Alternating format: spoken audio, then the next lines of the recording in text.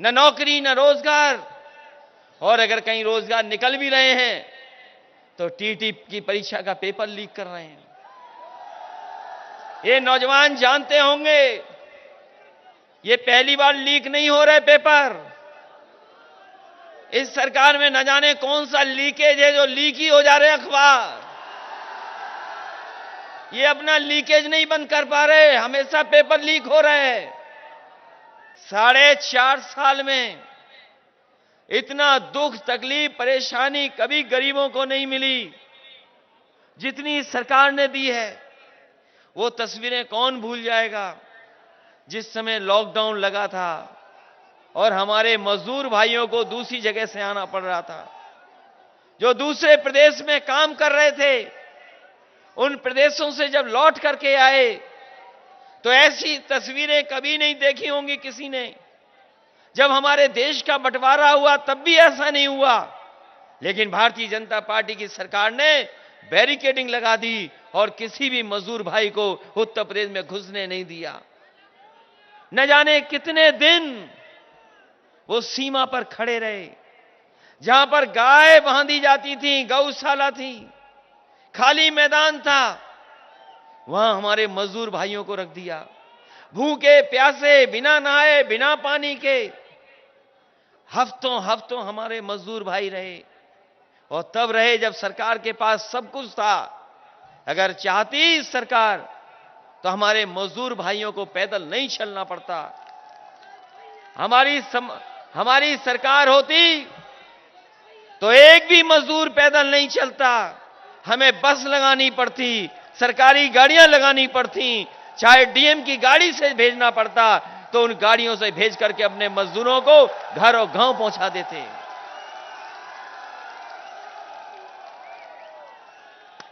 ऐसी तस्वीर और ऐसी खबर दुनिया में नहीं आई होगी जैसी ललितपुर के एक बार आई थी।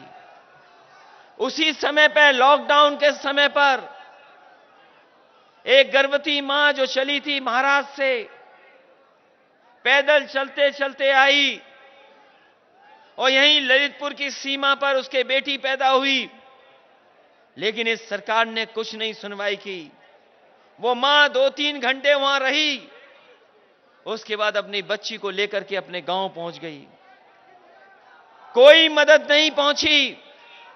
जब खबर मैंने पढ़ी अखबारों में तो मैंने समाजवादी पार्टी के नेताओं को उसके घर पर भेजा, और घर पर भेज करके मैंने कहा ये दूर से चल करके आई होगी, हो सकता है इसके परिवार के पास कुछ ना हो, उसका वही गरीब घर, वही टूटा फूटा घर पॉलिथीन से ढका हुआ था।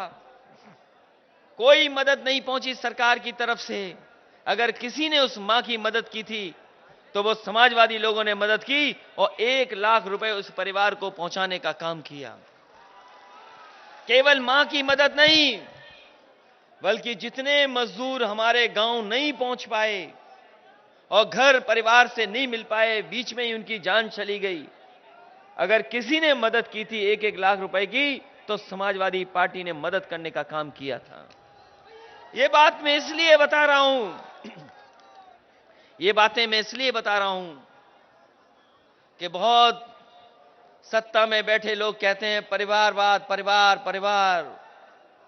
मैं आपसे कहना चाहता हूं, जिनके परिवार होते हैं वही परिवार वालों का दुख समझ सकते हैं।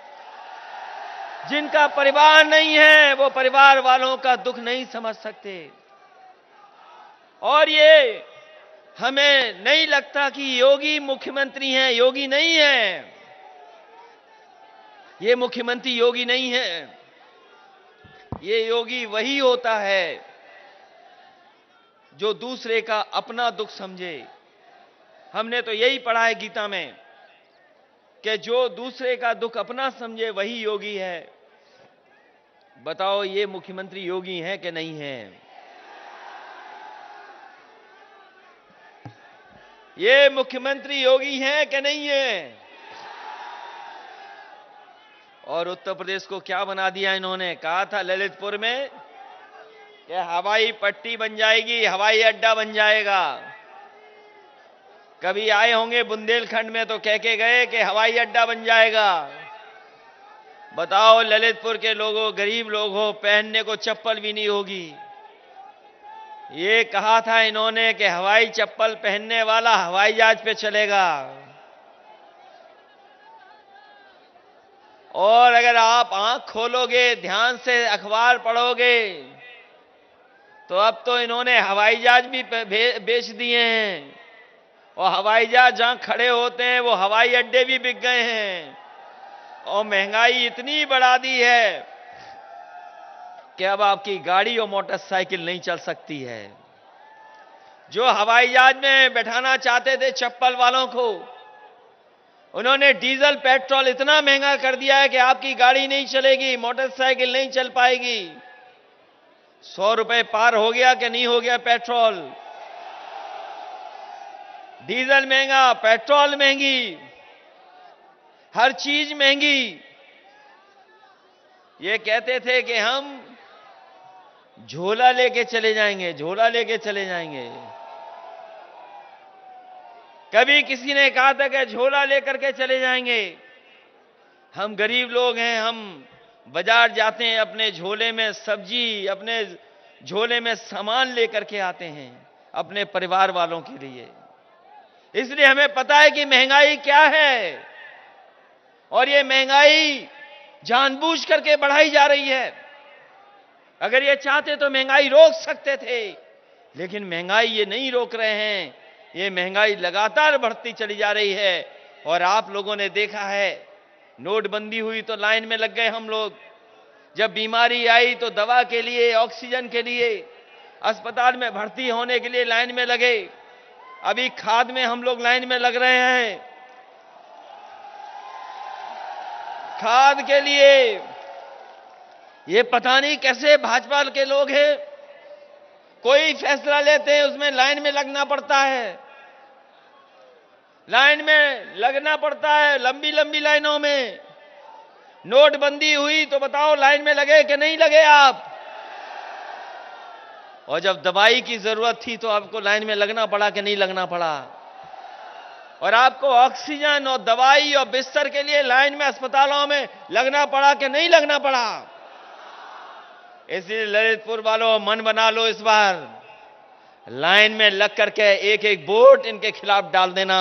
इनकी लाइन का पता नहीं लगेगा कहां चले गए ये लोग।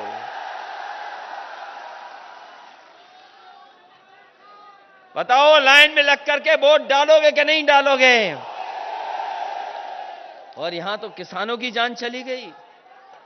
कोई सोच सकता है कि खाद के लिए किसान निकले हों, खाद न मिली हो, उन्हें जान देनी पड़ी हो? दुनिया में ऐसा कहीं नहीं है कि जहां पर किसानों को इतनी तकलीफों का सामना करना पड़ रहा हो।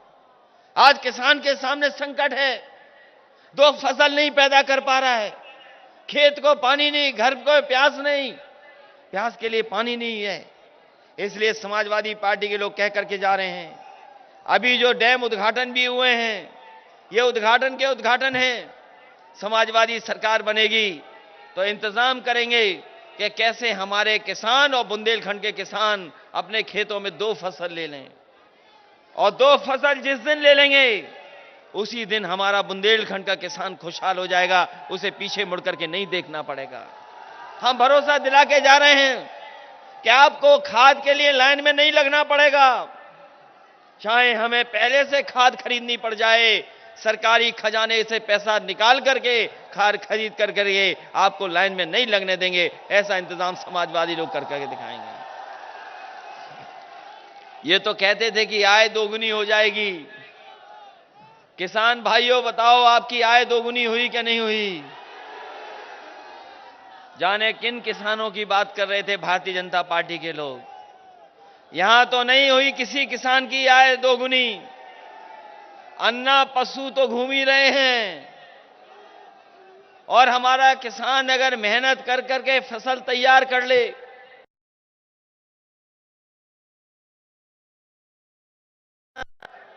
जैसे तैसे इंतजाम करके अगर फसल तैयार भी कर ले, तो पता नहीं कहां से बुलडोजर वालों के बुल आ जाते हैं जो खेत को चर जाते हैं। न जाने कहां से ये बुलडोजर वालों के बुल आ रहे हैं। बुल तो समझ गए हो कि नहीं समझ पा रहे हो? तो बताओ, बुल और बुलडोजर हटाओगे कि नहीं हटाओगे? नौजवानों सोच लो, नौकरी नहीं, रोजगार नहीं, कोई कारोबार नहीं। बड़े बड़े आयोजन किए थे लखनऊ में इन्होंने, बड़े बड़े उद्योगपति बुलाए थे और कहा था कि यहां पर उत्तर प्रदेश में कारखाने लगाएंगे, उद्योग लगेंगे। लखनऊ के आसपास तो कहीं नहीं लगे कारखाने, उद्योग। बताओ ललितपुर वालों, कहीं आपके यहां कारखाना लग गया हो तो बताओ? कोई नहीं लगा। जो इंतजाम समाजवादियों ने किए थे वही इंतजाम है, कोई नया इंतजाम नहीं कर पाई है सरकार। अगर कोई नया इंतजाम किया हो तो बताएं हमें। जब कारखाने नहीं लगेंगे, उद्योग नहीं लगेंगे, सरकारी संपत्ति बिक जाएंगी, तो बताओ हमारे नौजवानों का भविष्य क्या होगा? न नौकरी न रोजगार। और अगर कहीं रोजगार निकल भी रहे हैं तो टीटी की परीक्षा का पेपर लीक कर रहे हैं। ये नौजवान जानते होंगे, ये पहली बार लीक नहीं हो रहे पेपर। इस सरकार में न जाने कौन सा लीकेज है जो लीक ही हो जा रहे अखबार। ये अपना लीकेज नहीं बंद कर पा रहे, हमेशा पेपर लीक हो रहे हैं। और अगर परीक्षा होती भी तो परीक्षा रद्द हो जा रही है। इसलिए नौजवानों, कोई इंतजाम हमें करना पड़े, अपने नौजवानों को नौकरी रोजगार, और कभी भी परीक्षा निरस्त नहीं होगी, चाहे हमें कोई इंतजाम करना पड़ जाए। समाजवादी लोग ऐसा बेहतर इंतजाम करेंगे। इस खबर को अभी लाइक करें, शेयर करें, अभी चैनल को सब्सक्राइब करें और घंटी जरूर दबाएं।